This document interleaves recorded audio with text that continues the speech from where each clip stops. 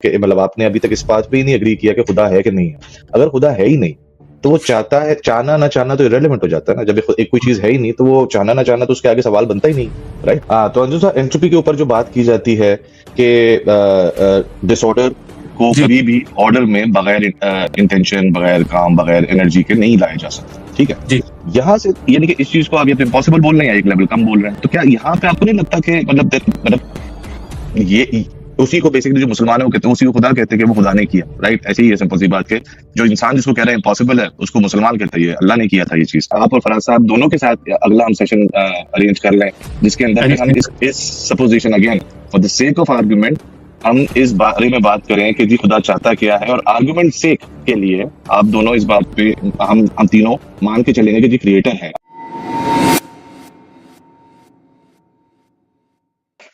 जी अस्सलाम वालेकुम एवरीवन। आज मेरे साथ हमारी जो पिछली डॉक्टर फराज सिद्दीकी साहब के साथ वीडियो हुई थी उसका बड़ा ज़बरदस्त रिस्पांस आया था। तो उसी सिलसिले की अगली कड़ी है, उसके अंदर मैंने एक और एक्स मुस्लिम है, मैं अगेन अभी इनसे पूछता हूँ कि एक्स मुस्लिम है कि नहीं है। अंजुम साहब को मैंने इनवाइट किया। जी अस्सलाम वालेकुम अंजुम साहब, कैसे हैं जरा? वालेकुम अस्सलाम सर। सबसे पहले तो thank you so much invitation के लिए, बहुत बहुत शुक्रिया। It's a pleasure sir. Sir सबसे पहले तो मुझे यही क्लैरिटी नहीं थी, आप एक्स मुस्लिम हैं कि नहीं है, पहले तो ये मुझे क्लियर कर दे प्लीज। बासित भाई, मैं अपने आप को एक स्केप्टिक कहता हूँ, ठीक है? वो स्केप्टिक जो बहुत सारी चीजों पे सवालात उठाता है, क्योंकि मैं हमेशा समझता हूँ कि जो जितना बड़ा दावा होगा उसका सबूत भी उतना ही बड़ा होना चाहिए। तो मैं अपने आप को एक्स मुस्लिम कह लूँ, स्केप्टिक कह लूँ, तो आप कुछ भी कह सकते हैं, बट मैं अपने आप को एथियस्ट नहीं कहता, नॉट एन एथियस्ट, ठीक है? क्योंकि मैं उसकी भी पोजीशन को चैलेंज करता हूँ और एक जो मजहबी पैराडाइम में जो पोजीशंस होती हैं उसको भी चैलेंज करता हूँ। बाहर कैफ, अगर आप एक्स मुस्लिम कहना चाहें तो बिल्कुल कह सकते हैं, लेकिन फिलहाल जो मेरी पोजीशन है वो एक स्केप्टिक की है। अच्छा, तो एक तो दो चीजें होती है ना अंजुम साहब इसके अंदर, एक तो ये है कि आप मुसलमान रहते हुए चीजों को क्वेश्चन करते हैं, तो एक जी स्केप्टिसिज्म वो है। और एक ये है कि यार मैं उस पॉइंट पे आ चुका हूँ जहां पे मैं किसी मजहब से बाहर निकलना चाहता हूँ, अपने आप को एज अपनी पोजीशन क्लियर करता हूँ कि मैं मजहब में नहीं हूँ, और फिर मैं चीजों को स्केप्टिसिज्म से देख रहा हूँ। तो आप इन दोनों में से किधर खड़े हैं? सर, बड़ा बेहतरीन सवाल किया आपने। बेसिकली तो कुछ अरसा पहले की बात है, तकरीबन साल पहले की। तब तक तो मैं जो हूँ वो अपने आप को एक हार्डकोर एथियस्ट ही कहता था, ठीक है? लेकिन फिर मेरे एक बचपन के दोस्त हैं, मैं नाम नहीं लूंगा, अगर वो सुन रहे होंगे, देख रहे होंगे तो वो समझ जाएंगे बड़े अच्छे से। उन्होंने मुझसे बड़ी रिक्वेस्ट की कि यार तुम भटक गए हो, गलत रास्ते पे चल रहे हो। तो मैंने कहा ठीक है, तो आपकी क्या टेक है इस बारे में, what do you want to say about it? तो उन्होंने मुझे कहा कि मैं चाहता हूं कि आप अपनी पोजीशन को रिकंसिडर करें, मैं बस यही चाहता हूं। तो मैंने कहा चलें ठीक है, मैं अपनी पोजीशन को रिकंसिडर करने को तैयार हूं, मुझे कोई मसला नहीं है। अगर मेरा बचपन का दोस्त उससे खुश होता है तो मुझे इस चीज से कोई एतराज नहीं होगा। तो फिर आप यूं कह सकते हैं, आपकी बात इस तरह से बिल्कुल दुरुस्त साबित हो सकती है कि मैं अपने आप को उसी पैराडाइम में रह के अपने आप को स्केप्टिक कहता हूं। मैं now I am reconsidering my position, और फिर मैं एक नए सिरे से इन्वेस्टिगेशन करना चाहता हूं अपने उस सफर की, ताकि मुझे पता चल सके कि मैं गलत हूं या नहीं। मतलब आप इसको कह सकते हैं कि रीवेरिफिकेशन। आप, अगर मेरा ख्याल है ये बेहतर वर्ड होगा कि आप अपनी पोजीशन रिकंसिडर करके किसी नतीजे पर पहुंचना चाहते हैं। अच्छा, तो बेसिकली आप एथीज्म से अपने आप को अब रिपोजिशन आप वो कर रहे हैं, अपने आप को देख रहे हैं दोबारा से। बिल्कुल, तो एब्सोल्युटली। आप मुसलमान घराने में पैदा हुए थे या ओरिजिनली आप मुसलमान ही थे पहले, एथीज्म बड़े से पहले?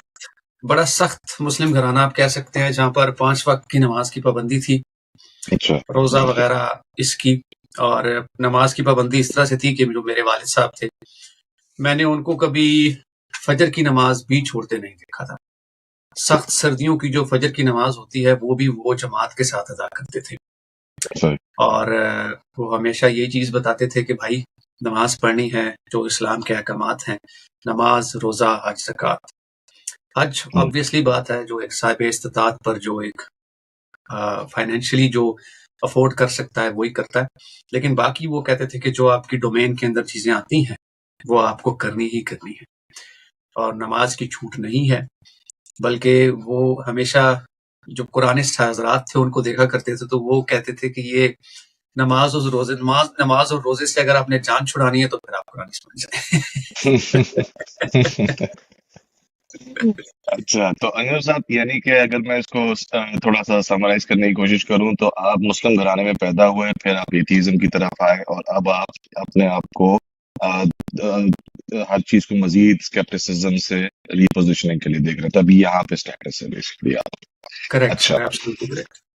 अच्छा, तो अब इसके अंदर बिफोर जाहिर है कि मैं सबसे पहले आपसे खुदा के ऊपर बात करना चाहता हूँ और समझना चाहता हूँ, अगेन जितने भी सुनने वाले हैं उनके लिए भी मैं ये समझा पहले ही क्लियर कर दूं कि भाई कोई मुनाजरा वनाजरा नहीं है। मैं सिर्फ और सिर्फ जो है, जो आप लोगों से मिल रहा हूँ, पहले फराज साहब से मिला हूँ, अभी आपसे मिल रहा हूँ, और वो सिर्फ और सिर्फ इसलिए मिल रहा हूँ कि जब तक जो भी पैरेलल फिक्रें चल रही हैं, आप जब तक उनको नहीं समझोगे तो जिस फिक्र पे भी आप खड़े हो, चाहे वो आप मुसलमान हो, चाहे एथीस्ट हो, एग्नोस्टिक हो, अपोस्टेट, कुछ भी हो, उसकी कन्विक्शन कैसे आएगी जब तक आप दूसरी फिक्रों को बिल्कुल ही डिसरिगार्ड कर दोगे, बोलोगे कि यार मैंने सुनना ही नहीं। तो ये तो इस पूरी जो कॉन्वर्जेशन है उसका पर्पस भी ये है कि समझा जाए कि यार ये भी एक फिक्र है, इसको समझने की तो कोशिश करें, फिर आप रद्द कर दें भले, लेकिन समझें तो सही क्या कह रहे हैं। हम्म तो बिफोर हम खुदा के ऊपर जाते हैं कि जी, तो उससे पहले खाली बस एक ये सवाल मेरा था, क्योंकि जाहिर है कुछ पॉपुलर टर्म्स होती हैं और मैं लोगों के जो सुनने वाले हैं उनके समझने के लिए से पूछना चाह रहा हूँ कि इसीलिए मैंने भी क्लियर किया कि पहले आप मुसलमान, फिर एथियस्ट और फिर ये। तो क्या आप, यानी कि जो आम अल्फाज में उनको मुर्तद कहा जाता है, तो क्या आप मुर्तद, यानी कि जितने भी मुसलमान होते हैं वो अगर दीन को छोड़ते हैं तो मुर्तद की तरफ जाता है? तो एक एथियस्ट हो गया, एग्नोस्टिक हो गया, एपोस्टेट होता है मुर्तद जो होता है। जी जी। तो तो टेक्निकली तो अपोस्टेट ही की कैटेगरी में आप भी आ जाते हैं, अगर समझा जाए तो इसको। सर बिल्कुल, अगर ऑनेस्ट आंसर होगा, ऑनेस्ट आंसर मानेंगे तो यस, जी, ऑब्वियसली। जी सही है, सही बिल्कुल। है। अच्छा, अंजुम साहब, ये मुझे बताइए कि पहला सवाल मैंने फराज साहब से भी यही किया था, कब और कैसे आपने ये कंक्लूड कर लिया कि जी खुदा नहीं है, ही नहीं खुदा? सर कंक्लूड तो तकरीबन मैंने ये 2015 और 16 के लगभग ही कर लिया था, हम्म, बहुत पहले ही समझ लें आप। और उसके पीछे एक सफर था, एक सही। लंबी कहानी थी। हम्म, जो आपने सवाल किया उसका जवाब यही है कि तकरीबन 10-12 साल हो चुके हैं इस बात को, कि मैंने अच्छा। इस चीज को कंक्लूड कर लिया कि कोई खुदा जो है, कोई मजहबी खुदा जिसका दावा किया जाता है कि वो कोई जो है, कोई तो है वो निजाम हस्ती चला रहा है, वही खुदा है, तो वो नहीं है। इट अच्छा, डज नॉट एग्जिस्ट। नहीं। ठीक। तो अब इस कंक्लूजन पे आप पहुंचे कैसे? हम्म सर ये तो बड़ा एक स्टेप बाय स्टेप प्रोसेस था, हम्म, और एक छोटी सी कहानी शेयर करूंगा 1 मिनट की, अगर टाइम है आपके पास तो। जी। मैं 12 या 13 साल का हूँगा। मैं एक कजन थे, उनको उन्होंने मुझे कहा कि चलो बरखुरदार छोटे भाई, मैं एक जगह जा रहा हूँ इंटरव्यू देने, तो तुम भी मेरे साथ चलो। सुपरमार्केट में एक शोरूम पे उनका इंटरव्यू था, हम्म, तो मैं उनके साथ चला गया, इस्लामाबाद सुपरमार्केट। तो वहां पर एक साहब बैठे हुए थे, तो उनके साथ उनका इंटरव्यू था, तो उन्होंने मुझसे पूछा, हाँ भाई बरखुरदार क्या हाल चाल है? मैंने कहा जी बिल्कुल ठीक ठाक। तो मेरे कजन के साथ उनके दोस्त थे, वो भी बैठे हुए थे। तो गपशप शुरू हुई, तो उन्होंने कहा कि हाँ भाई, तुम्हारी पसंदीदा शख्सियत कौन सी है? हम्म, तो उन्होंने कहा कि हजरत उमर। तो मैं तो, मुझे इतनी अकल तो थी नहीं उस टाइम, कौन सा इतना इस्लाम पढ़ा होता है बासित भाई। हम्म, उन्होंने मुझसे पूछा, मैंने कहा हाँ जो हमने सुना है, मैंने भी यही सुना है, हजरत उमर। बस इतनी सी बात थी बासित भाई। फिर उसने वो बातें की कि मेरे और मेरे कजन के कानों के धुएं उड़ गए, धुएं निकल गए। हम्म, हम्म, और मैं वहां फिर सोचने पे मजबूर हो गया कि हम एक शख्सियत को जो इतना ग्लोरीफाई करते हैं, क्या वो शख्सियत ऐसी है भी या नहीं? फिर हमारे एक उस्ताद थे, नाबीना, हाफिज सईद उनका नाम था, मुझे आज भी याद है। वो 8वीं क्लास में जब मैं था, तो मैंने उनसे एक सवाल पूछा था कि एक हिंदू किसान जो अपने गांव में है, वो बुतों की पूजा करता है, उसको नहीं पता कि अल्लाह कौन है, रसूल अकरम कौन है, इस्लाम की जो तालीमात हैं उस तक पहुंची ही नहीं है कभी। हम्म, तो आप सर मुझे ये बताएं कि वो जन्नत में जाएगा या दोज़ख में जाएगा? तो हमारे हाफिज साहब बहुत ही खूबसूरत, बहुत प्यारे इंसान थे। उन्होंने कहा, बेटा मेरे पास इस सवाल का जवाब नहीं है। क्यों नहीं है? क्योंकि मुझे नहीं पता, क्योंकि उसके पास तो तालीमात नहीं पहुंची। हम्म, जब तालीमात ही नहीं पहुंची तो हम उसको कैसे कसूरवार ठहरा सकते हैं? लेकिन बिल्कुल। मैं ये भी नहीं कह सकता कि वो जन्नत में जाएगा, हम्म, मैं ये भी नहीं कह सकता कि वो जहन्नम में जाएगा। तो बस उसी वक्त सवालात जो थे वो जब आपके दिमाग में आ जाते हैं, फिर एक वक्त ऐसा आता है कि वो सवाल रिकॉल होना शुरू हो जाते हैं। जी। फिर जब मैंने बाकायदा तौर पर कुरान को तर्जमे के साथ पढ़ना शुरू किया, पहले तो हम अकीदत की पट्टी बांध कर पढ़ते हैं ना, नमाज में भी और दुआ मांगने के लिए भी हमारे पास बहुत सारी दुआएं और वजीफे भी होते हैं, पर हम तराजिम कभी देखने की कोशिश नहीं करते। तो मैंने जब उसको तर्जुमे के साथ पढ़ना शुरू किया, तो इत्तेफाक कुछ ऐसा हुआ कि मिडल ईस्ट में मैंने काफ़ी टाइम गुज़ारा, तकरीबन 4-5 साल। तो वहाँ पर मेरे कुछ कोलीग्स, कुछ सबॉर्डिनेट्स, कुछ सीनियर्स सारे, कुछ किसी का ताल्लुक मिस्र से था, किसी का मोरक्को से, किसी का अल्जीरिया से, किसी का ओमान से। तो उनसे मैं क्रॉस वेरीफाई भी करता था जो सवाल होते थे मेरे। हम्म, जब मैंने कुरान को तर्जुमे के साथ पढ़ना शुरू किया और जो क्लासिकल तफसीर थी, खासकर इब्न अब्बास मेरी पसंदीदा तफसीर में से एक है, तो मुझे यकीन कीजिए बासित साहब कि ये कलाम कहीं से खुदा का कलाम नहीं लगा। और मेरा जो बेसिक नुक्ता था वो ये था कि इसमें हार्मनी नहीं है। ये काफी बेरब्त किस्म की किताब है। कहीं पर खुदा कुछ बात करता है और फिर जंप मारकर कहीं और चला जाता है, hmm, which does not make any sense. ये ऐसी है जैसे मैं किताब लिखूं कि मैं और बासित भाई खाना खाने जा रहे थे, ठीक है, और खुदा बड़ा रहीम और करीम है। बासित भाई और मैं यामाहा पर बैठे हुए मरी रोड की सैर कर रहे थे और तुम्हारा परवरदिगार सब जानता है। तो hmm. It did not make any sense to me. I apologise Anjum sahab, sorry sorry. आप भले इसको अगर आप टचअप करके जाना चाहते हैं, क्योंकि ये एक मैं समझता हूँ कि ये अलग डिस्कशन है जिसके ऊपर हम मजहब के ऊपर हम डिस्कशन अलग करेंगे। मैं इसको चाहता हूँ कि इसको जरा स्ट्रिक्टली कुरान वो खुदा की तरफ अगर रखें हम, मैं तो उधर ही आ रहा हूं सर। प्लीज जी आई बिल्कुल, अपोलोजाइज। ठीक है। अच्छा, तो यहां तक तो मुझे ये समझ आ गई कि जिस मजहब को मैं फॉलो करता हूँ वो मजहब तो दुरुस्त है। ठीक, सही। मुझे ये समझ आ गई कि जिस खुदा को मैं मानता हूँ वो खुदा तो दुरुस्त नहीं है। ठीक है। फिर ऑब्वियस सी बात है कि जब आप दूसरे मज़ाहिब को स्टडी करना शुरू करते हैं, इतना टाइम तो नहीं होता कि आप डिटेल में उसको स्टडी करें।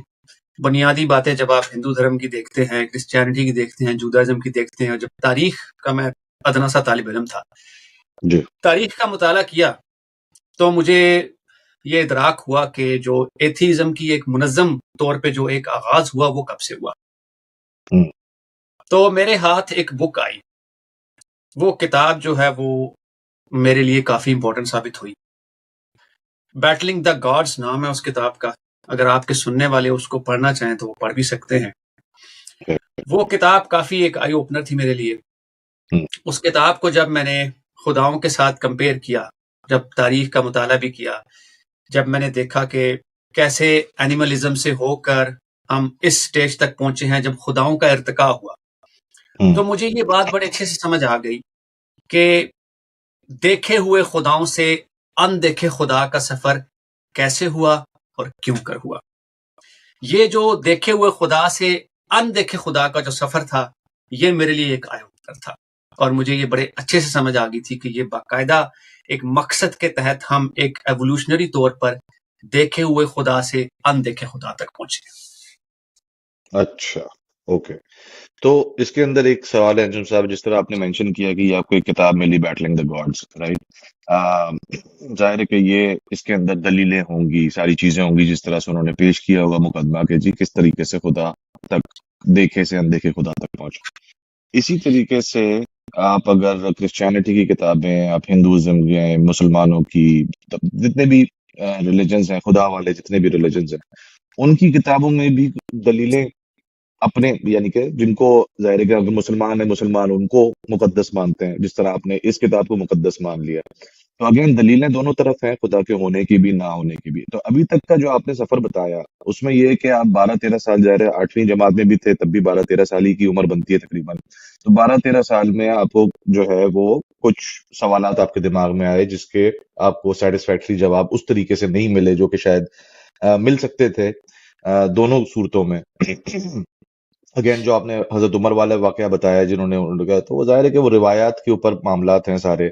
उसके फॉर भी बहुत सारी रिवायात हैं, अगेंस्ट भी बहुत सारी रिवायात हैं, हिस्टोरिकल रिकॉर्ड है, क्या ठीक है क्या गलत है किसको पता आज 1400 साल बाद। बट हैविंग सेड दैट, मेरा पॉइंट ये है कहने का कि ये आपने तो ये आपका एक्सपीरियंस हुआ, उसके बाद आपके सामने आपने अपनी रिसर्च शुरू की, कुरान पढ़ा, तफसीर पढ़ी, सारी चीजें पढ़ी, आपको रब्त नहीं नजर आया, उसके बाद आपके सामने ये किताब आई, आपने कहा कि यार अच्छा अब मुझे मेक सेंस कर रहा है कि जो मेरे दिमाग में स्केप्टिसिज्म क्रिएट हुआ था, अब ये मुझे मेक सेंस कर रहा है कि अच्छा ये शायद इस तरीके से हुआ होगा। ठीक है, ये तो हो गया आपके एक्सपीरियंसेस, लाइफ एक्सपीरियंसेस, आपकी समझ, आपकी सोच। अब मैं ये जानना चाहता हूँ कि खुदा के ना होने की क्या दलीलें, क्योंकि देखें खुदा के होने की दलीलें तो, क्योंकि मैं ये खुद बात सोच रहा था जब मेरी फराज साहब से भी बात हुई थी कि खुदा के ना होने के लिए तो बहुत दलीलों की जरूरत है, होने के लिए हम्म। इतनी दलीलों की फिर भी जरूरत नहीं है। मैं ये नहीं कर रहा, अल्लाह की बात नहीं कर रहा, किसी खुदा की, किसी सुपर नेचुरल बीइंग की होने के लिए तो फिर भी, यानी कि आप बता सकते हो यार ये दरख्त है, ये सेब का दरख्त है, ये हर दफा सेब ही निकाल रहा है, तो कहीं तो कुछ निजाम चल रहा है, कोई सिस्टम चल रहा है। इसी तरह से मैं मिसाल दे रहा हूँ खाली। तो ना होने के लिए तो बहुत ही ज्यादा दलीलों की जरूरत है कि यार कोई भी नहीं चला रहा ये पूरा सिस्टम। तो वो मुझे थोड़ा सा बताइएगा कि आपकी समझ में अभी तक आप किधर, where do you stand with that? Basit भाई, आपको नहीं लगता कि इस मामले में बर्डन ऑफ प्रूफ जो है वो उस शख्स पर होता है जो दावा कर रहा है कि खुदा का वजूद है? नहीं, मैं तो आपकी अंडरस्टैंडिंग समझने की कोशिश कर रहा हूँ। अच्छा, देखें, मैंने जब खुदा के वजूद का इनकार किया तो जी, वो खालिसतन एक मजहबी खुदा था, ठीक है। क्योंकि मुझे उस मजहबी खुदा का ही तारुफ करवाया गया था बचपन से राइट, लेकर। ठीक। वो खुदा जो प्यार करता है, हम्म, जो नाराज भी होता है, गुस्सा भी करता है, जो औरतों को मारने का हुक्म भी देता है, जिसने गुलाम बनाने का हुक्म भी दिया, और वो गुस्सा करके जहन्नुम में भी डालता है। फिर उसने फ्री विल भी दे रखी है, फिर फ्री विल के साथ उसने शैतान भी बना रखा है। शैतान बनाने के साथ साथ वो इतना रहीम करीम है कि उसने जन्नत और जहन्नुम पहले से बना रखी। तो हम्म, ये सारी बातें जब मुझे इनके बारे में जब मैंने इन्वेस्टिगेशन शुरू की, ऑनेस्ट फिलोसॉफिकल इन्वेस्टिगेशन, तो मुझे ये सारी बातें एक मजहबी खुदा के साथ कंट्राडिक्टरी नजर आई। ठीक है। चाहे आप वो फ्री विल की मिसाल ले लें, चाहे आप वो डेविल की मिसाल ले लें, चाहे आप वो लाइफ आफ्टर डेथ की मिसाल ले लें, या चाहे हम्म, आप टेस्ट की मिसाल ले लें, इम्तिहान की मिसाल। मैं चूंकि साइंस का कोई इतना अच्छा स्टूडेंट नहीं था, लेकिन लॉजिकली मैं सोचने की सलाहियत थी मुझ में, और मैं समझता था कि मेरी लॉजिकल थिंकिंग जो है कदरे बेहतर है। जी, जब मैंने इसकी इन्वेस्टिगेशन शुरू की, इन चीजों की, खासकर डेविल की, फ्री विल की, टेस्ट की और आफ्टर लाइफ की, तो मुझे जी, इसमें बहुत सारी कॉन्ट्रडिक्शंस नजर आई। राइट, फिर इन कॉन्ट्रडिक्शंस को मैं लोगों के पास लेकर गया, और जब उनसे मैंने सवाल जवाब किए तो मुझे कभी भी तसल्ली बख्श जवाब नहीं मिले, बल्कि आज भी मुझे तसल्ली बख्श जवाब नहीं मिला। हत्ता कि आपने देखा होगा जो शुमाइल नदवी की और जावेद अख्तर साहब की जो एक डिबेट हुई थी, उसमें मुफ्ती शुमाइल नदवी ने काफी लॉजिकल फैलेसीज और कंट्रडिक्शंस हैं उनकी बातों में, खासकर फ्री विल और डेविल के हवाले से लेकर। तो मैं ये बात बड़े अच्छे से समझ चुका था कि एक ओमनीपोटेंट, एक ओमनीशिएंट और एक ओमनी बेनेवलेंट खुदा के होते हुए फ्री विल और शैतान का कॉन्सेप्ट पॉसिबल ही नहीं है। इट ठीक डज है। Not exist simultaneously. चले हम यहाँ तो पे इसको कर देते हैं कि जी अल्लाह तो नहीं है, ठीक है। ये अब मेरे लिए आप ये सबसे बताएं बड़ी दलील थी कि, जी बिल्कुल, sorry sorry to cut you down, ये मेरे लिए सबसे बड़ी दलील थी कि इन कॉन्ट्रडिक्शंस के होते हुए अल्लाह तो नहीं हो सकता। ठीक। तो अब मेरा सवाल यही था कि खुदा ही नहीं है, कोई सुपर नेचुरल बीइंग, भगवान, आप कुछ भी कह लें, आप कह रहे हैं कि वो भी नहीं है, कुछ भी नहीं है, वो उसकी मैं चाह रहा हूँ समझना कि वो आप किस तरह से आपने कंक्लूड की पा रही सर, जब मैंने बुनियादी तौर पर साइंस का मुताला शुरू किया तो मुझे ये पता चला कि ये कायनात बनी कैसे है। अच्छा, जब इस कायनात के बनने के आगाज का मुझे पता चला तो मेरे सामने बिग बैंग थ्योरी आई। ठीक है, बिग बैंग थ्योरी ने मुझे ये बताया कि टाइम और स्पेस कैसे बने। ठीक है, टाइम और स्पेस बनने के बाद ये कायनात कैसे बनी, ये सब मैंने स्टडी किया। मैंने मतलब मैट्रिक के अलावा कभी साइंस पढ़ी। ठीक, इसको पढ़ना शुरू किया तो मुझे पता चला कि बिग बैंग से पहले टाइम और स्पेस का कोई वजूद ही नहीं है। ठीक है। टाइम और स्पेस प्रोडक्ट ही बिग बैंग के बाद की है। हुँ, हमें बिग बैंग से पहले नहीं पता। हमें ये भी नहीं पता कि ये कायनात की कोई बिगिनिंग भी है या नहीं। कुछ लोग अक्सर आपने देखा होगा कि जी कायनात की बिगिनिंग, हमें नहीं पता कायनात की बिगिनिंग है। बिग सही बैंग है, कायनात की बिगिनिंग के बारे में बात नहीं करती, वो एक पॉइंट के बारे में बात करती है कि यहां से कायनात का आगाज हुआ है। प्लांक्स टाइम से पहले के हालात हमें नहीं पता। ठीक है, जब पता चलेंगे तो फिर हम बताएंगे। तो बिल्कुल, फिर वहां पर एक बात तो साबित हो गई, हमें यह पता चल गया कि beyond big bang, beyond time and space कोई चीज एग्जिस्ट नहीं कर सकती, कोई ठीक है। फिजिकल चीज एग्जिस्ट नहीं कर सकती, हुँ, क्योंकि कॉज एंड इफेक्ट जो है वो प्योरली इस यूनिवर्स की प्रॉपर्टी है। इस कायनात के बियॉन्ड हम नहीं जा सकते। जब जाएंगे तो हम देखेंगे कि क्या सिचुएशन है। तो हुँ। कोई भी creator beyond time and space कैसे हो सकता है? इस सवाल का जवाब तो मेरा ख्याल है किसी के पास भी नहीं होगा। अच्छा, कोई भी creator beyond time and space, तो यानी कि अच्छा आप ये कह रहे हैं कि बेसिकली जब आज एज ऑफ टुडे हमें बिग बैंग से पहले का नहीं पता है कि उससे पहले क्या था। जब वो पता चलेगा तो आप फिर रिपोजिशन कर लेंगे जाहिर है अपने थॉट को। लेकिन अभी आप ये कहते हैं क्योंकि हमें ये पता है टाइम एंड स्पेस से पहले नहीं था, तो कोई हो नहीं सकता उससे पहले। अच्छा, तो अच्छा ये आपने बिग बैंग का ज़िक्र किया। वैसे मैं बहुत ज़्यादा टेक्निकल हम डिस्कशन में नहीं जाएँगे क्योंकि मैं भी थोड़ा ज़रा कम इल्म टाइप का आदमी हूँ और ज़ाहिर है कि मैं चाहता हूँ कि लोगों के लिए भी अच्छा, एक सिंपल चीज मैं रहे। यहाँ पे ऐड करना चाहूंगा। जी, मेरी अक्सर जब लोगों से गुफ्तगू हुई, I just take few seconds, तो जी, जी। उन्होंने मुझे खुदा का तारुफ करवाने की कोशिश की कि जी हुँ, कोई ना कोई क्रिएटर तो होगा, क्रिएटर को टाइम एंड स्पेस की जरूरत नहीं है। हुँ, लेकिन जब मैं उनसे ये पूछता था कि मैं उस क्रिएटर का क्या करूं, उस हुँ, क्रिएटर के अहकामात का क्या करूं, आप मुझे बताएं। चले मैं मान लेता हूं किसी खुदा को, बीइंग अ स्केप्टिक, अब मैं सोचता हूं कि चले यार अभी हमें बिग बैंग से पहले के हालात तो नहीं पता, what if we know in future. हुँ। और अगर कोई क्रिएटर है भी तो मैं उस क्रिएटर को अपनी जिंदगी में कहां फिट करूं, वो क्रिएटर मुझसे चाहता क्या है। वो फिर जिस तरह मैंने आपको रोका था ना मज़हब के ऊपर जब हम आप हाँ जी, इस्लाम पे बात एग्जैक्ट, कर रहे थे, तो वहाँ पे बिल्कुल। फिर वो बात आती है सेकंड स्टेप के अंदर। अभी इसी वजह से मैं कोशिश ये कर रहा हूँ कि हम अपने आप को लिमिटेड रखें पहले क्वेश्चन की तरफ, कि जी, पहले तो ये ही फिगर आउट कर, क्योंकि मैंने अच्छा फराज साहब की भी इस बारे में बात सुनी थी। वो ये कहते हैं कि मुजर्रद खुदा के बारे में बात करना बिल्कुल कोई लाहासिल होता है, जो कि मैं जी, इस चीज से थोड़ा सा डिफर भी उनसे भी किया। मैं आपके सामने भी रखना चाहता हूँ इस बात को, जी, कि जरूर। देखें ना कि जब आप इस बात पे ही नहीं अभी कंफर्म के मतलब आपने अभी तक इस बात पे ही नहीं एग्री किया कि खुदा है कि नहीं है। अगर खुदा है ही नहीं तो वो चाहता है, चाहना ना चाहना तो इररेलेवेंट हो जाता है ना। जब एक कोई चीज है ही नहीं तो वो चाहना ना चाहना तो उसके आगे सवाल बनता ही नहीं है, राइट। हम्म, तो जब तक कि हम इस मसले को नहीं समझ पाएंगे कि खुदा है कि नहीं है, तब तक इसके ऊपर वो चाहता क्या, चाहता के अंदर आ जाते हैं मजहब सारे, कि वो हम्म, चाहता क्या है। फिर हम वो करते हैं, अच्छा ये इस्लाम देख लो, हिंदुइज्म देख लो, जितने भी जो मजाहिब हैं, वो इसलिए ठीक, एक अलग टॉपिक है। तो इस वजह से मैं ये इस वक्त चाह रहा हूँ अपने लिए भी और ऑडियंस के लिए भी समझना कि खुदा का ना होना किस तरीके से, यानी कि उसको समझने की मैं कोशिश करूँ। अब आपने ये बोला कि बिग बैंग से पहले शायद हो सकता है, आप ये कह रहे हैं कि नहीं, शायद पहले खुदा बिल्कुल हो, हमें पता ही नहीं है। पता ही नहीं है। जब हमें इल्म होगा कि बिग बैंग से पहले कुछ है, तो जी, then we will try to figure it out कि क्या है। सही सही। अभी हमें बिग बैंग से पहले का नहीं पता है कि उससे पहले क्या नहीं था, पता। ठीक है। अच्छा, अब जो ये बिग बैंग पे यार अंजुम साहब, मुझे नहीं पता आपने इसके ऊपर कितना, मैं बिग बैंग के ऊपर थोड़ी सी बात करना चाहता हूँ कि जिस तरह से मैंने डिफरेंट उनकी वीडियोस भी देखी हैं, साइंसदानों का रिसर्च भी, जो वो जिसको कहते हैं क्रिएशन एक्स नीहिलो, जो एक फिनोमेना जिसको कहा जाता है। तो वो उनका अभी कल ही मैं उनका भी देख रहा था, फराज साहब का भी, वो पता नहीं 10 टू पावर पता नहीं कौन सी है वो सारी चीजें। तो वो बेसिकली तकरीबन कहा जाता है कि इम्पॉसिबल ही है फिगर आउट करना कि उसकी इनिशिएशन यानी कि उसका स्टार्टिंग पॉइंट क्या था, बिग बैंग का जो फिनोमेना हुआ है पूरा, वो हुआ कैसे है, उसकी प्रोबेबिलिटी, वो जितनी सेटिंग से जो कुछ भी हुआ। तो वो इम्पॉसिबल नहीं कहना चाह रहे, वो कह रहे हैं जी 10 टू पावर ये वो इतनी बड़ी प्रोबेबिलिटी है कि आप इमेजिन भी नहीं कर सकते कितनी बड़ी प्रोबेबिलिटी है उस चीज की होने की। यहाँ से यानी कि इस चीज को आप ये तो इम्पॉसिबल बोल रहे हैं या एक लेवल कम बोल रहे हैं, तो क्या यहाँ पे आपको नहीं लगता कि मतलब ये उसी को बेसिकली जो मुसलमान है वो कहते हैं, उसी को खुदा कहते हैं कि वो खुदा ने किया, राइट? ऐसे ही है सिंपल सी बात के जो इंसान जिसको कह रहा है इम्पॉसिबल है, उसको मुसलमान कहता है ये अल्लाह ने किया था ये चीज।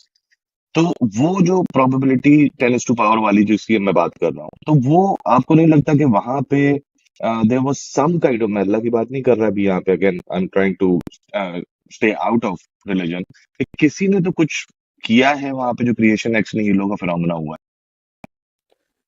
सर ये तो फिर आपकी एजम्पशन है ना। है। 10 बिल्कुल रेज टू assumption माइनस है। 43 तो साइंस अपने हाथ खड़े कर देती है ना, जी। क्योंकि वहां फिजिक्स के लॉज ब्रेक हो जाते हैं कि हमें नहीं पता। ठीक है। तो फिर ये अगर आप एजम्पशन कर रहे हैं कि वहां पर कोई हो सकता है, तो हम्म। फिर बर्डन ऑफ प्रूफ तो उस शख्स पर हुआ जो ये दावा कर रहा है, क्योंकि देखें साइंस का काम तो किसी खुदा को अप्रूव या डिसअप्रूव करना नहीं है।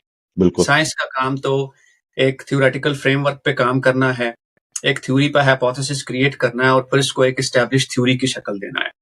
बिल्कुल। तो ये कहना कि कोई क्रिएटर हो सकता है, फिर दूसरी बात मैं थोड़ा सा आपकी इस बात से इख्तलाफ करूंगा कि हमें पहले क्रिएटर पर बात करनी होगी।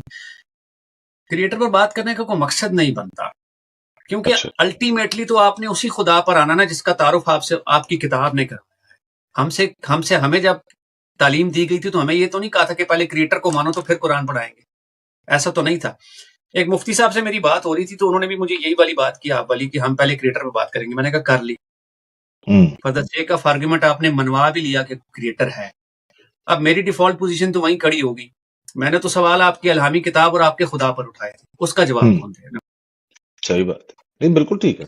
आई एग्री जी, विद यू। क्योंकि क्योंकि देखें इसके ना। अंदर जी अगर जी जी, मैंने जिस तरह शुरू में भी बोला कि हम मुनाजरा तो कर नहीं रहे, मैं सिर्फ और सिर्फ आपकी पोजीशन एग्जैक्ट, अंडरस्टैंड करने की करेक्ट, कोशिश कर रहा हूँ यहाँ पे। जी तो उसके अंदर जो थोड़ी बहुत मेरी बहुत नाकिस सी नॉलेज है, मैं वो आपके सामने रखता हूँ। जिस तरह मैंने अभी क्रिएशन एक्स निहिलो वाली बात की, आपने बिल्कुल जी, ठीक कहा कि ये assumption है, बिल्कुल आप सही कह रहे हैं। अब दो पोजीशंस हैं, साइंस कह रही है हमें नहीं पता, जी, हम यहाँ से अंदाजे लगा रहे हैं कि यार अच्छा अगर नहीं पता तो क्या पता किसी ने किया हो, एक पॉसिबिलिटी तो ये है ना कि किसी ने ये करेक्ट, किया होगा। दूसरी पॉसिबिलिटी अभी किसी के सामने है नहीं, एक पॉसिबिलिटी खाली ये है कि हमें नहीं पता, और एक पॉसिबिलिटी ये है कि शायद किसी ने किया हो, जिसको फिर जी हम अल्लाह की तरफ ले जाते हैं। तो एक तो ये, जी मैं खाली मेरे दिमाग में सवाल था, मैं आपके सामने एग्जिस्टेंस ऑफ गॉड के मामले में ये एक रखूंगा आपके सामने कि इसके। अच्छा, दूसरी चीज अंजुम साहब, आ, इस चीज के ऊपर अगेन आपने अभी जो, सॉरी मैं उसको भी एड्रेस कर दूं, जो आपने बोला कि जी खुदा के जरूर। ऊपर बात करने के, क्रिएटर के ऊपर, ये बात आपकी देखें, अब ये वही वाली बात है कि क्रिएटर का होना ना होना, मैं जिस नजरिए से देख रहा हूँ, और आपको पता है कि जाहिर है कि आपका या जो जितने भी एथियस्ट लोग हैं जो मतलब दीन से अलग हैं, उनका एक फिक्र है, लेकिन जो जितने दीन वाले लोग हैं उनकी एक फिक्र है कि यही सबसे बड़ा डिफरेंस है। ठीक है, क्योंकि अगर तो खुदा नहीं है तो फिर जी मैं पार्टी करूं, मुझे तो कोई टेंशन ही नहीं है, फिर मुझे कोई जवाब ही जी, नहीं देना आगे जाके। और सही है। अगर खुदा है तो नेचुरली फिर मुझे ये फिगर आउट करना पड़ेगा वो मुझसे चाहता क्या है। हम्म, ठीक है, वो गलत हो सकता है, वो मैं हिंदू हो सकता हूँ, ठीक है, और मैं हिंदू मर सकता हूँ अपने, अब मैं मुसलमान पर्सपेक्टिव से बात कर रहा हूँ, और मैं जी मर जाऊंगा हिंदू मोस्ट प्रोबेबली, और मैं गलत होके मर गया। लेकिन वो अब मेरे और उसके ऊपर है कि अल्लाह के ऊपर डिपेंड करता है कि मैं जाके उसको बोलूं, अल्लाह मुझे ये समझ आ गया तू है, मैं तुझे ढूंढ नहीं पाया, या हम्म, मैं जो भी मेरे बायसेस थे मैं जानबूझ के मैंने नहीं तुझे ढूंढा, जो भी व्हाटएवर, वो एक अलग हम्म, डिबेट वहां पे आ जाती है।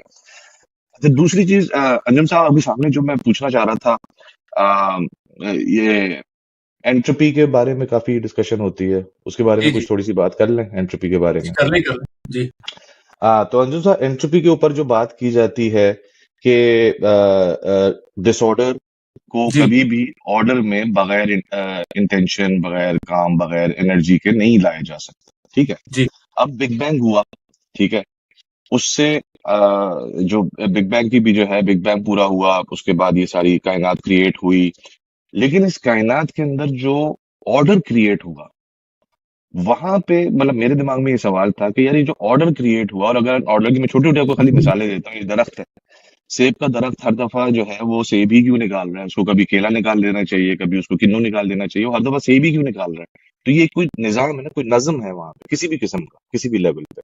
Same goes for everything else, सूरज, चांद, हम्म, ये वो, पानी, समंदर, हर चीज को आप ले लें इसके अंदर, तो कोई ना कोई तो नज्म बना हुआ है। इस हम अपनी दुनिया की खाली मैं आपसे बात कर रहा हूँ, तो ये नज्म बगैर किसी के किए हुए कैसे मतलब अगेन एंट्रोपी, मैं इस वजह से लोगों के सुनने वालों के लिए थोड़ा सा प्लीज मुझे 10 सेकंड दीजिएगा कि जी, जी। एंट्रोपी का जो लॉ है वो कहता है कि जी डिसऑर्डर के अंदर ऑर्डर, एनर्जी और इंटेंशन उन चीजों से क्रिएट होता है, और ये एक प्रूवन लॉ है। इस वजह से हम इसके ऊपर बहस नहीं करेंगे। जिस तरह 2 + 2 = 4 होता है, इसी तरह एंट्रोपी का ये वाला लॉ प्रूवन है, हम उसको रिवाइज नहीं करेंगे सर। जी, ठीक हो गया। अच्छा, एक शॉन कैरल अपनी किताब में एक मिसाल देते हैं कि मिसाल के तौर पर अगर आपको सड़क पर एक अंडा टूटा हुआ दिखाई दिया है, हम्म, तो उसकी एंट्रोपी क्या हो सकती है? कि वो किसी रेस्टोरेंट में पड़ा होगा, वो किसी किसी गाड़ी जो एग्स पड़े होते हैं उसमें पड़ा होगा, या किसी ग्रोसरी स्टोर पे पड़ा होगा, या कोई शॉपिंग करके जा रहा होगा, उसके हाथ से गिर गया होगा। हम्म, अब फ्यूचर पॉसिबिलिटीज क्या हो सकती हैं उसकी? कि या तो वो पड़े पड़े वहीं गंद फैल जाएगा, स्मेल आना शुरू हो जाएगी, या कोई उसको कौवा आके खा जाएगा, या फिर कोई बंदा आएगा और उसको साफ करके ले जाएगा। हम्म, तो अगर हम यूनिवर्स को देखते हैं, अगर हम एंट्रोपी की बात करें, तो मुझे ये बताइए कि क्या हमने जो माजी में बीमारियां थीं बहुत बड़ी बड़ी, खासकर प्लेग्स थे, क्या उन पर काबू नहीं पा लिया हमने? हम्म, पा लिया ना, काफी हद तक पा लिया। जी, पुराने जमाने में जब हम अपने बुजुर्गों से सुना करते थे कि कोई बीमार हुआ, कोई मर गया, तो हम उसको खुदा के खाते में डाल देते थे कि ये खुदा का अजाब है, खुदा का इम्तिहान है। तो आपको ऐसा नहीं लगता कि over the last many years खुदा का अजाब जो है वो काफी एब्रीविएट हो गया है लोगों से? अब उस तरह से खुदा इम्तिहान नहीं ले रहा लोगों का जैसे पहले लिया करता था। जैसे पहले हम अक्सर सुना करते थे देहातों में, किसी खातून की खबर आ गई कि जच्चा और बच्चा दोनों मर गए, क्योंकि दाई को पता ही नहीं चल सका कि बच्चे का सर किस तरफ है और टांगे किस तरफ है। तो हम्म, आपको नहीं लगता कि ये जो एंट्रोपी की आप बात कर रहे हैं, ये हमारी यूनिवर्स पे तो अप्लाई नहीं होती? यूनिवर्स कह रहा हूँ, सॉरी, इस दुनिया पे तो अप्लाई नहीं होती। ये तो बड़ी एक जालिम सी दुनिया है और बड़ी सर्वाइवल ऑफ द फिटेस्ट वाली कहानी है ये। वही सर्वाइव करता है जो कि फिट होता है इस दुनिया में, और हमारे सामने आज मिसालें मौजूद हैं। और आज आप देख लें कि मेडिकल साइंस की तरक्की की ही वजह से आज हमें इतना कुछ पता चला कि हमने उन बीमारियों पे काबू पा लिया जिन पे हम नहीं पा सकते थे, और हम उनको खुदा का अजाब करार दे देते थे। तो मुझे तो इस दुनिया में कहीं ऑर्डर नजर नहीं आता है बासित भाई, क्योंकि आप देखिए कि जलजले आना, सैलाब आना, फिर उसके बाद एस्ट्रॉइड्स गिरना, ये सारा कुछ मेरा नहीं ख्याल कि ये कोई मेरा ख्याल है ऑर्डर आपको नजर आता है। और जहां तक ऑर्डर की बात है, तो हमें फिजिक्स के कवानीन ने ये बताया ना कि यूनिवर्स में ऑर्डर्स हैं। ये तो जी, कॉज जी, एंड इफेक्ट है, कॉजेलिटी के बाद हमें हाँ वो पता चला आपको कि जी, वाई पता चल एग्जैक्टली, गया उसका, हाउ एग्जैक्टली, बिल्कुल, वाई पता चल गया कि किस तरह हो रहा है ये प्रोसेस, वो इंसान जी, ने फिगर आउट कर लिया। लेकिन करेक्ट, आज से अगर आप यानी कि 200 साल पहले जाएं तो वहां पे किसी को आप बताएं कि यार मैं लाहौर से कराची जो है वो 2 घंटे में पहुंच सकता हूँ, तो वो अगेन, वो तो हम इंसान टाइम के साथ साथ आगे बढ़ रहा है। लेकिन अगेन गोइंग बैक, आपने ये बिल्कुल, मैं आपकी इस बात से डिसएग्री नहीं कर रहा कि दुनिया में जुल्म है, ज्यादती है, सब कुछ है, हर चीजें हैं जिसको इंसान, अगर आपने जिस तरीके से एक बात बोली ना, मैं खैर ये थोड़ा सा ऑफ टॉपिक हो जाएगी बात, लेकिन आपने जिस तरीके से ये बात बोली ना कि इंसान ने टाइम के साथ साथ काबू पा लिया, लेकिन इंसान ने टाइम के साथ साथ 7 अक्टूबर 2023 भी किया, ठीक है। तो ये इंसान ही कर रहा है, जो सारे मामलात हैं जो आपको पता है, जो ग्लोबल वार्मिंग को भी आप ले लें साथ में, सब इंसान की ही डिसीजंस हैं, जिस वजह से जो केओस भी है वो भी, और जो प्रोग्रेस है वो भी। अगेन आई गेट इट, लेकिन मैं हम्म, आपसे बिल्कुल बेसिक लेवल की बात कर रहा हूँ। अभी आप ये छोड़ देंगे, इंसान जहाँ घुसता है वहां तो गंद होता ही है, हम्म, ठीक है। मैं इसलिए से इंसान की तरफ नहीं आना चाह रहा, मैं ये चाह रहा हूँ, मैं बिल्कुल बेसिक लेवल, एक जी, दरख्त तो मैंने नहीं बनाया ना, आपने नहीं बनाया ना, इंसान ने तो नहीं जी, बनाया, ठीक है, या जो भी समंदर है, सूरज है, चांद है, मैं तो इसलिए चाह रहा हूँ कि थोड़ा सा एक स्टेप पीछे ले लें, इंसान की ठीक, हरकतों को छोड़ के एक स्टेप पीछे आ जाते हैं।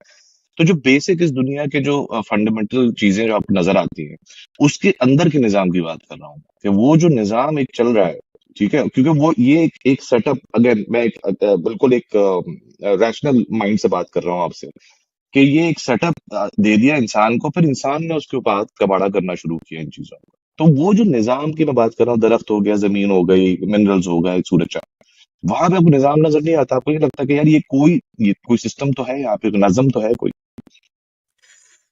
बासित भाई, केला खाया कभी आपने? जी, जी, अगर आपके इल्म में हो या नहीं, मुझे नहीं पता। लेकिन अगर आप इसको सर्च करें तो एक टाइम पर केले में काफी बीज हुआ करते थे और अच्छा। ये खाना काफी मुहाल होता था। एवोल्यूशनरी प्रोसेस के जरिए इस केले को इस कदर बेहतर बनाया गया है कि आज इसमें आप बीज नहीं देखते और ये खाने के काबिल है। सही। और ये बात अभी मतलब को 2-3 महीने पहले मुझे सैयद भाई ने बताई। मेरे इल्म में तो थी लेकिन इतनी डिटेल में नहीं थी जितनी मुझे उन्होंने बताई। इसके अलावा अगर आप वेलेंशिया ऑरेंज कभी बाय करके देखिए तो उसमें बीज नहीं होता, वो भी एवोल्यूशनरी उन्होंने उसमें से बीज निकाल दिया। उसके अलावा वाटरमेलन। लेमन आप देख लीजिए, उसमें भी बीज नहीं होता, एवोल्यूशनरी उसमें से भी बीज निकाल दिया। इसी तरह बहुत सारे जानवरों की आप मिसाल देख लें, जैसे म्यूल है, खच्चर है। खच्चर भी एक एवोल्यूशनरी प्रोडक्ट है जो कि मतलब एक नेचुरल प्रोडक्ट नहीं कह सकते। इसी तरह बहुत सारी ऐसी चीजें हैं जो इंसान ने एवोल्यूशनरी जो है, एवोल्यूशन को अगर आप पढ़े, मैं जितना बेसिक मुझे पता उतना ही है, तो एवोल्यूशनरी आपको बहुत सारी चीजें ये साबित होती हैं कि इंसान ने इन सारी चीजों को अपने लिए बेहतर कैसे बनाया है। ठीक है। तो वहां पर तो मुझे कहीं ये ऑर्डर नजर नहीं आता या मुझे ये खुदा की खुदाई नजर नहीं आती। और जैसे अगर आप एवोल्यूशन पढ़ते हैं, कैसे हम इस मॉडर्न होमोसेपियंस तक जो हम पहुंचे हैं, अगर उसका भी अगर आप बगौर मुताला करें तो आपको पता चलता है कि यार हम लोग जो हैं वो कोई परफेक्ट क्रिएशन तो है नहीं। उसके अलावा जो आप डाउन सिंड्रोम बच्चे देखते हैं, ये तो आज साइंस तरक्की कर चुकी और हमें गालिबन 4 to 6 वीक्स में आपको पता चल जाता है कि आपका बच्चा हेल्दी है या नहीं, ब्लड टेस्ट करके वो पता चला लेते हैं। लेकिन आपको पता है कि एक टाइम पर तो ऐसा नहीं था। फिर खासकर जो कजन मैरिजेस हैं उसमें तकरीबन 7% का डिसऑर्डर पाया जाता है कि आपका जो बच्चा है कजन मैरिजेस के नतीजे में वो डाउन सिंड्रोम पैदा हो सकता है। नहीं होता, दैट इज समथिंग एल्स, लेकिन बहरहाल उसमें एक स्लाइट प्रोबेबिलिटी तो पाई जाती है जी। तो आपको नहीं लगता कि ये इंसानों ने ये दुनिया जो है वो अपने लिए बेहतर बनाई है? ठीक है, केओटिक डिसीजंस भी हुए हैं हिस्ट्री में और आपने जैसे मिसाल दी, लेकिन कोशिश तो इंसान की हमेशा से यही रही है कि वो इस दुनिया को बेहतर से बेहतर बनाने की कोशिश करे। तो all is your take now जी। तो अंजुम साहब, जिस तरह आपकी बात बिल्कुल ठीक है, तो इसका तो कोई इनकार ही नहीं है। तो इंसान को तो यानी कि अगर आप देखा जाए तो आपने जिस तरह मिसालें दी, फलों की मिसालें दी, ठीक है, वो फल पहले कुछ और था, उससे पहले कुछ और था, इवॉल्व हुआ टाइम के साथ साथ। लेकिन यानी कि ये जो आज बीज के बगैर वाला फल है, ये इंसान ने क्रिएट तो नहीं किया ना जीरो से, उसने उसको इवॉल्व किया फलों को टाइम के साथ साथ, उसके अंदर जो भी जेनेटिक इंटरवेंशंस कर करके, राइट। तो यानी कि कहने का मकसद है, आपकी बात ठीक है, उसको बेहतर करने में इसमें यानी कि इस बात से खुदा के ना होने का क्या ताल्लुक है, मैं ये समझने की कोशिश कर रहा हूँ कि अगर इंसान ने बेहतरी की है तो इंसान को बनाया इसीलिए जी। मैं बेहतरी बताता करो। हूँ, मेरी लॉजिक ये है, जब हम एंट्रोपी की बात कर रहे थे ना, जब हम डिसऑर्डर की बात कर रहे थे, तो क्या ऐसा खुदा कादिरुल मुतलक खुदा कह सकते हैं कि जो एक डिसऑर्डर क्रिएट करता है और फिर ह्यूमंस उस डिसऑर्डर को छोड़ के ऑर्डर क्रिएट करते हैं या बेहतर बनाने की कोशिश करते हैं? That's my point. अच्छा, आप ये कह रहे हैं कि वो आज ये दुनिया हम इंसानों ने बेहतर बनाई है ना। अच्छा, अगर हम माजी के खुदाओं को देखें, क्रिश्चियनिटी का खुदा तो जानवरों को मार के भी खुश होता था कि जानवरों को भी मार दो, जानवर भी मार दिए। आज भी आप देख लें, और ह्यूमन साइकोलॉजी, क्योंकि मैं ह्यूमन बिहेवियर का तालिब इल्म भी हूं, आप ये देख लें कि आज से 20-25 साल पहले हमारे अंदर भी इतनी सेंस नहीं थी जानवरों को लेकर। हमारे सर में इतना या पेट में इतने मरोड़ नहीं उठते थे जानवरों की तकलीफ देखते। लेकिन आज आपको पता है कि आज की जो नस्ल है, जो हमारे बच्चे हैं, वो तो जानवर को तकलीफ दे ही नहीं सकते। जी, बिल्कुल। इसीलिए आप देखें कि अक्सर आपको अभी मैक्सिको में मुझे पता चला कि उन्होंने बुल फाइटिंग पे पाबंदी लगा दी है। स्पेन पे भी अंडर द टेबल अगर हो तो हो। फिर नॉर्थ कोरिया में, साउथ कोरिया में, चाइना में जो कुत्तों के साथ सलूक होता था, वो वीडियो देखने के काबिल नहीं थी। वो भी काफी हद तक कम हो गया, रुका तो नहीं लेकिन कम हो गया। अभी बर्तानिया ने और जर्मनी ने, I think they are planning to ban testing, animal testing, खासकर रैबिट्स पे।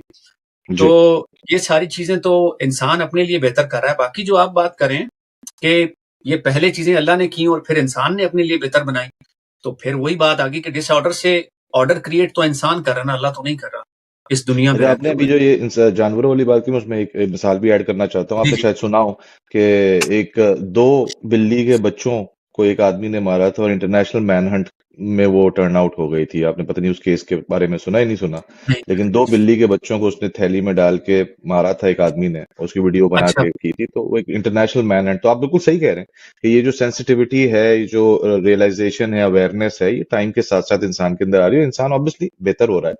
लेकिन अगेन अंजुम साहब, जिस तरह आपका ये वाला जो दावा है जिसको आपने अभी बोला कि यार इंसान, मैं इसमें इनकार नहीं कर रहा, इंसान ने बिल्कुल इवॉल्व किया है और चीजें जाहिर है कि आज अगर जहाज है तो आज से 200-300 साल पहले जहाज भी नहीं था, या आज आपके पास एआई है तो वो तो आज से 10 साल पहले भी नहीं था। मतलब अगेन थिंग्स आर प्रोग्रेसिंग। वो आपकी बात बिल्कुल ठीक है कि इंसान प्रोग्रेस कर रहा है।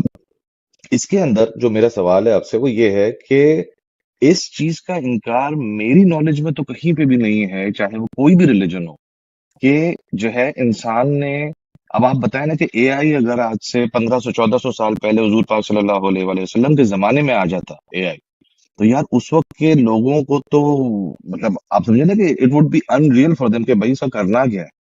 तो वो तो एक नेचुरल प्रोसेस है ही कि इंसान, जिस तरह आप कहते हैं कि जी स्लेवरी के ऊपर बात करते हैं, फिर मुझे उसका इतना पता नहीं, मैं वैसे बोल रहा हूँ। जैसे शराब थी, शुरू के टाइम में शराब हराम नहीं की गई थी, ठीक है। वो हम्म। एक इंसान का एक नेचर है कि यार आप एकदम हर चीज बिल्कुल बंद कर दोगे, कोल्ड टर्की कर दोगे, तो अगले से वो ही नहीं होगा, हजम ही नहीं होगी ये चीज, राइट। तो इसी हम्म। तरीके से इंसान ने प्रोग्रेशन की, वो सारी चीजें की। अगेन अगर गोइंग बैक टू खुदा का ना होना, इस इन सब बातों से भी कैसे साबित होता है, मुझे ये अभी तक वैसे आपकी बात नहीं समझ आई। देखें, मैं फिर वही बुनियादी बात पर आऊंगा। जी। अगर आप किसी मजहबी खुदा की बात करते हैं हम्म। तो मैं उसी को डिसअप्रूव करूंगा, ठीक है। क्योंकि एक ऐसा खुदा जो मजहबी पैराडाइम में नहीं आता, मुझे पहले ये देखना होगा कि वो मुझसे क्या चाहता है। वो तो कुछ नहीं चाहता। ये जितने आर्ग्यूमेंट्स हैं, कलाम कॉस्मोलॉजिकल है, फाइन ट्यूनिंग है, कंटिजेंसी आर्ग्यूमेंट है, मैं उसके खुदा को कहाँ फिट करूं अपनी जिंदगी में? हम्म। कहीं भी नहीं। हम्म। अब मैं आपसे एक छोटा सा सवाल पूछता हूँ, जी। बासित भाई, आपको ऐसा नहीं लगता कि जो हमारी इस्लाम की तारीख है वो उस वक्त के एतबार से भी दुनिया के साथ हम आहंग नहीं थी? मिसाल के तौर पर फोर्ड गाड़ी के बारे में ये कहा जाता है कि फोर्ड गाड़ी जब 1969-70s में अपना इंजन बनाती थी, तो उस वक्त भी इनके इंजन की क्वालिटी जो थी वो 70s के इंजन के मुकाबले में बहुत पैथेटिक थी। इट ठीक वॉज है। Not a very good engine. ठीक है। तो अगर हम इस्लामी तारीख को देखें तो जिस तरह से ये जिंदगी गुजारते थे, आपको नहीं लगता कि जैसे रोमन्स ने गुजारी, या जैसे ये जो इंडस वैली सिविलाइजेशन थी, दे वर अहेड ऑफ देयर टाइम? तो आपको नहीं लगता कि जो इनका खुदा था वो थोड़ा सा जमाने से पीछे चल रहा था और उनके पास वो चीजें नहीं थी जो वो लोग ऑलरेडी इस्तेमाल कर रहे थे? तो अगर हम ये देखते कि इस्लामी तारीख को देखते हुए हमें ये पता चलता कि ये दुनिया के साथ पैरेलल चल रहे हैं, तो मैं आपकी बात मानो तस्लीम भी कर दूं। लेकिन अगर हम तारीख का बगौर मुताला करते हैं, हम्म। एंशंट अरेबिया की हिस्ट्री पढ़ते हैं, काफी सफरनामे मौजूद हैं, आप वो मैं बताऊं, आप पढ़िएगा जरूर। जी। तो उससे हमें पता चलता है कि they were not aligned with the time even. वो टाइम से भी काफी पीछे थे। लेकिन जब हम देखते हैं कि खुदा इंटरफेयर भी करता नजर आ रहा है, लेकिन जहां इंटरफेयर करना है वहां इंटरफेयर नहीं कर रहा, तो आपको हम्म। नहीं लगता कि उस टाइम उस वक्त के टाइम से भी काफी पीछे थे? बिल्कुल, आपकी ये अगेन डिस्कशन अलग है कि इस्लाम के ऊपर डिस्कशन हम अलग करेंगे। ये अगेन आपने अभी जो जो मैंने फिर से मैं इस चीज का एक दफा दोबारा स्टेप बैक लेता हूँ और आपको वापस उधर लेके जाता हूँ। तो आपने ये बोला कि अगर खुदा है भी, आपका अब हम्म। टोटल आर्गुमेंट जो मुझे समझ आ रहा है, प्लीज मुझे करेक्ट कीजिएगा, कि आप ये कह रहे हैं कि अगर खुदा है भी तो इररेलेवेंट है, आप ये कहना चाह रहे मैं ये कह रहा हूं कि अगर कोई खुदा है, आप कह रहे हैं कोई क्रिएटर है, तो हैं? उसके अहकामात कहां से लूंगा मैं? वो तो फिर अब सेकंड डिस्कशन में आ जाती है ना अंजुम भाई। वो तो मैंने कहा कि वो हमें हमें अलग डिस्कशन करनी पड़ेगी उसके ऊपर। तो देखें क्या बासित आप ये भाई, मान रहे हैं कि खुदा है कि नहीं है? पहले मैं ये देखें, पूछना चाह रहा हूँ आपसे। एक ऐसा शख्स जिसने इस्लाम का मुताला नहीं किया, क्रिश्चियनिटी का मुताला नहीं किया, उसको तो आप ये आर्ग्यूमेंट दे सकते हैं जो एक रॉ स्लेट है। उसको आप ये आर्ग्यूमेंट देंगे कि तुम खुदा को नहीं मानते, तो मैं सबसे पहले तो तुम्हें बताऊंगा भाई, कलाम कॉस्मोलॉजिकल आर्ग्यूमेंट से कि खुदा है। तुमने मान लिया खुदा है, हाँ, अब तुम आओ क्रिश्चियनिटी की तरफ। अब मैं तुम्हें क्रिश्चियनिटी के खुदा की तरफ लेकर आता हूँ। लेकिन एक ऐसा शख्स जो आपके सामने बैठा हुआ है, जी जी। जो ऑलरेडी एक मजहबी खुदा का इनकार कर चुका है, जब आप हम्म। उससे वो खुदा मनवा लेंगे तो वो मजहबी खुदा को कहां फिट करेगा?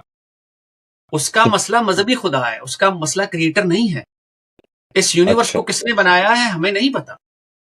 फलसफा जो है वो ये कहता है भाई कि नथिंगनेस में तो कोई शऊर भी एग्जिस्ट नहीं कर सकता, नथिंगनेस में तो कुछ भी एग्जिस्ट नहीं कर सकता। फलसफा तो हमें हम्म। ये बताता है। फलसफा जहां खुदा के हक में दलाइल देता है, वहां उससे ज्यादा उसके मुखालिफ दलाइल मौजूद हैं। इवन जो कि क्या नाम है इसका, इमानुएल कांट जो था, वो खुदा के वजूद का डायरेक्टली इनकारी नहीं था, लेकिन उसने उसके मुखालिफ बड़े दलाइल दिए। इवन उसने तो इनफाइनाइट रिग्रेस को नहीं छोड़ा। जिस इनफाइनाइट रिग्रेस को ये बात करते हैं, उसने तो उसको नहीं छोड़ा। डेविड ह्यूम को देख लें, उसके बाकायदा एक डायलॉग है हिस्ट्री ऑफ और रिलीजन्स के हवाले से। उस डायलॉग्स में भी वो ये सारी बात करता है, कायनात के हवाले से लेकर इनफाइनाइट रिग्रेस की और ये सारी चीजों की। वो तो डायरेक्ट खुदा के वजूद का जो एक मजहबी खुदा है उसका इनकार करता है। तो मैं देखिए, बात ये है कि मेरे जैसा अंजुम शख्स, भाई जी अंजुम भाई जी जी बोलिए। बात ये है कि जी देखें, आपकी बात बिल्कुल ठीक है। और जिस तरह आप कांट को और अरिस्टोटल को और इनको मुकद्दस मानते हैं, उस तरह आप, जाहिर है अगर एक मुसलमान होगा वो अपने इमामों को मुकद्दस मानेगा इन चीजों के अंदर। अगेन जो हिंदू होगा वो अपने बड़ों को इस तरीके से। तो आपकी बात मैं समझ रहा हूँ, आप ये कह रहे हैं कि ठीक है, हम अगेन मैं अपनी क्लैरिटी के लिए समझना चाह रहा हूँ कि क्रिएटर के ऊपर आप कह रहे हैं कि यार अच्छा, अगर अगर अगेन क्रिएटर है या नहीं है, या आप कह रहे हैं अगर क्रिएटर है तो चलो फिर अब दीन के ऊपर आ जाओ कि वो चाहता क्या, राइट? तो मैं ये इसको मुझे अभी तक मुझे बात नहीं समझ आई है कि आप क्या कह रहे हैं, क्रिएटर है या नहीं है? नहीं, मैं आपसे ये कह रहा हूँ, देखिए ये बड़ी अच्छी डिस्कशन है। I really like it, your questions are really good, I am really like, I am learning so much. देखिए वासिद भाई, मैं आपसे स्केप्टिक होने के नाते ये कह रहा हूँ कि मिसाल के तौर पर हम फर्ज कर लेते हैं कि क्रिएटर है, इस खुदा को, इस कायनात को किसी ना किसी ने तो बनाया होगा। जैसे एक आर्गुमेंट है कि कोई चीज खुद ब खुद नहीं बन सकती, ठीक है? तो फिर कुछ लोगों के मुताबिक तो उस यूनिवर्स को खुदा मान लो। यूनिवर्सलिस्ट हैं, फिर नेचुरलिस्ट हैं बहुत सारे लोग, ठीक हो गया? सही सही। मेरा कहने का ये मतलब है कि चलें, आपने मुझे बहुत ही शानदार आर्गुमेंट से चित गिरा दिया और मेरे पास जवाब नहीं था। आपने कह दिया हाँ जी, कोई ना कोई क्रिएटर होना चाहिए। अब for the sake of argument मैं आपकी बात मान लेता हूँ बासित भाई, चलें ठीक है बासित भाई, कोई क्रिएटर होना चाहिए। अब मुझे बताएं, मैं उस क्रिएटर को अपनी जिंदगी में कहाँ फिट करूँ? ओके, अब अगर हम एक पॉसिबिलिटी के ऊपर बात कर रहे हैं, राइट, कि बेसिकली आप ये कह रहे हैं कि दो पॉसिबिलिटीज हैं आपकी, हमारी आपकी अभी 45 मिनट की डिस्कशन जो हुई है उसमें दो पॉसिबिलिटीज हैं कि, और आप कह रहे हैं कि एक तो है कि नहीं है क्रिएटर, और दूसरी ये है कि यार बासित भाई आप मुझसे बात कर रहे हैं तो चले एक फर्ज कर लेते हैं क्रिएटर। आप ये कह रहे हैं, राइट? आप ये नहीं कह रहे कि है कि नहीं, for the sake of argument आप कह रहे हैं कि चलो मान लेते हैं, डिस्कशन को आगे बढ़ाने के लिए नेक्स्ट स्टेज के अंदर ले जाने। ठीक है, तो अब अगर हम फिर अब हम इस सपोजिशन के साथ चल रहे हैं, आपने ये तो बोला for the sake of argument, लेकिन अब आपको अगर इस आर्गुमेंट की डिटेल में जाना होगा तो सबसे पहले आप ये मतलब फॉर दिस आर्गुमेंट सेक अब आपको ये बात माननी पड़ेगी भी क्रिएटर है, राइट? अगेन मैं for the sake of argument बात हो रही है, बट फॉर आर्गुमेंट सेक आपको ये बात अब मान के चलना पड़ेगा कि जी हम दोनों का इस बात पे इत्तेफाक है कि क्रिएटर है। उसके बाद फिर हम आएंगे कि जी क्रिएटर, यानी कि जो क्रिएटर है वो चाहता क्या है। उसमें फिर जाहिर है कि मैं तो आपसे इस्लाम की ही पर्सपेक्टिव में बात कर पाऊंगा, ठीक है, क्योंकि जाहिर है मेरा बाकी अध्ययन का इतना मुताला नहीं है कि मैं आपसे डिस्कशन कर सकूं या मैं उनकी चीजों को एक्सप्लेन कर सकूं आपको, राइट? तो उसके ऊपर अंजुम साहब मुझे आपको फिर से टाइम देना पड़ेगा, क्योंकि sir welcome any time. It is amazing like that I am talking to you, it's really lovely, you are a wonderful person.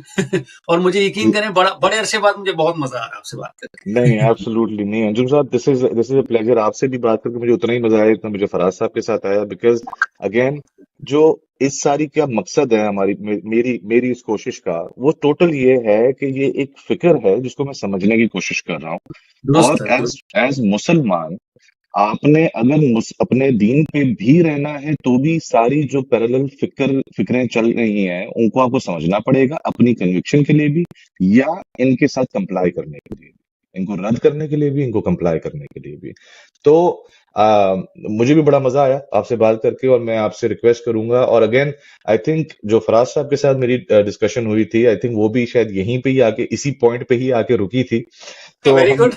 तो हम ये भी कर सकते हैं कि मैं आप और फराज साहब दोनों के साथ अगला हम सेशन अरेंज कर लें, जिसके अंदर फिर हम इस supposition, again for the sake of argument, हम इस बारे में बात करें कि जी खुदा चाहता क्या है, और आर्गुमेंट सेक के लिए आप दोनों इस बात पे हम तीनों मान के चलेंगे कि जी क्रिएटर है। अब इसको बार बार क्वेश्चन नहीं करेंगे, आर्गुमेंट बासित से। भाई मुझे इससे भी फर्क नहीं पड़ता कि अगर आप मुझे ये भी मनवा लेंगे कि क्रिएटर है, because you are such a lovely person and for the sake of discussion, क्योंकि हम कोई हार जीत के लिए तो बैठे नहीं हुए हैं यहाँ, एग्जैक्टली, जी आपसे जी। सीखने के लिए बैठे हैं, मैं भी आपसे सीखने के लिए बैठा हूँ, ठीक है। और मुझे बिल्कुल। यकीन है कि मैं जब इस डिस्कशन के बाद उठूंगा तो मुझे अंदाजा हो जाएगा कि मैंने क्या सीखा और मैं वाकई सीखा है आपसे। तो और मैंने भी एब्सोल्युटली बिल्कुल लाइकवाइज। हम इस चीज को बड़े अच्छे तरीके से आगे लेकर चलेंगे और for the sake of argument नहीं चलें। हम एक इतने खूबसूरत इंसान से जब बात हो रही है तो आप इस डिस्कशन को बिल्कुल आगे लेकर चलेंगे, जैसे फराज साहब एक इंतहाई खूबसूरत इंसान है। तो बेहतरीन, बिल्कुल। ठीक है, हम मेरा ख्याल है अगर आपका कोई और सवाल है तो आप पूछ सकते हैं। चले, नहीं नहीं, इंशाल्लाह मैं हम यहीं पे इसको क्लोज करते हैं अंजुम साहब। ठीक है, एंड इंशाल्लाह मैं ऑफलाइन आपसे और फराज साहब से इस बारे में बात करते हैं, और इंशाल्लाह फिर एक नेक्स्ट सेशन क्रिएट करते हैं, फिर जिसके ऊपर हम वहीं से कोशिश शुरू करते करेंगे हैं अगर कोई क्रिएटर है तो। अगर कोई क्रिएटर, यहीं से बात शुरू होगी। ठीक ठीक है हो सर, गया, ठीक थैंक यू है सो बासित मच सर भाई, आपके टाइम के लिए। बहुत शुक्रिया बासित भाई, टेक केयर ऑफ धन्यवाद। योरसेल्फ।